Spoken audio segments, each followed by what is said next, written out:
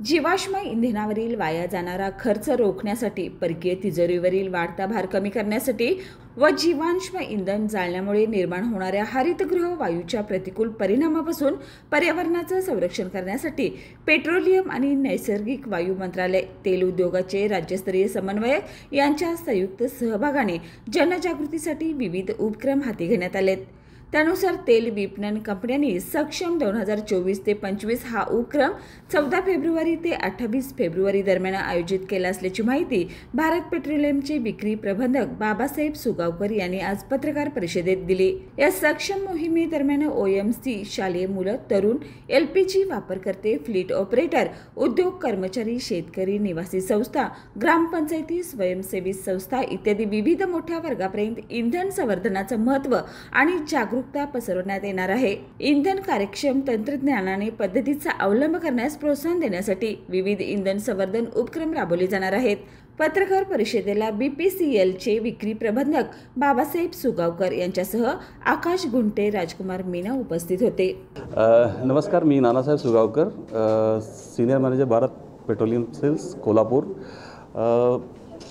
भारत पेट्रोलियम आणि तेल संरक्षण मंत्रालय आणि PCRA यांच्या प्रयत्नातून तेल बचतीचे महत्त्व सामान्य लोकांपर्यंत पोहोचण्यासाठी हा प्रोग्राम केलेला आहे। याच्यामध्ये 14 फेब्रुवारी ते 28 फेब्रुवारी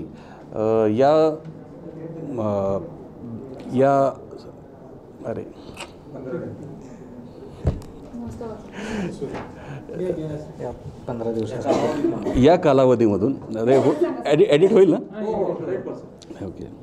या कालावधीमध्ये शालेय विद्यार्थ्यापर्यंत, कॉलेजमधील विद्यार्थ्यांपर्यंत जाऊन, परत विविध ठिकाणच्या ट्रान्सपोर्ट हबमध्ये जाऊन, जिथे पेट्रोल डिझेलचा वापर होतो अशा ठिकाणी जाऊन तिथल्या वापरकर्त्यांना ते या प्रोडक्टचा वापर अशा प्रकारे करतील की ज्याच्यामुळे याच्यामध्ये ह्याचं संवर्धन होईल आणि याची बचत होईल। याचा फायदा त्यांना स्वतःला तर होईलच, प्लस देशाला पण त्याचा फायदा होईल, ज्याच्यामुळे देशाची साधनसंपत्ती वाढण्यास मदत होईल। धन्यवाद। ठीक आहे।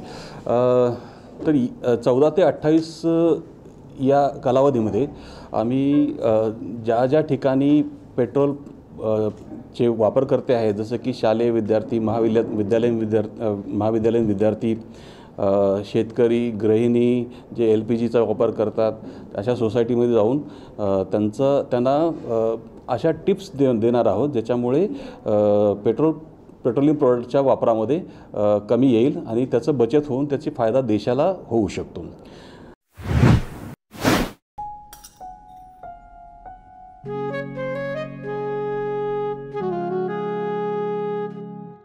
बाबा, आज येताना बासुंदी घेऊन या ना। अगं, कालच आपण आईचा वाढदिवस होता म्हणून आणली होती ना। ऐकलं? गोकुळची बासुंदी पुन्हा खावीशी वाटतेय। खरं सांगू, मलाही खावीशी वाटतेय। पुन्हा पुन्हा खावीशी वाटणारी गोकुळ बासुंदी।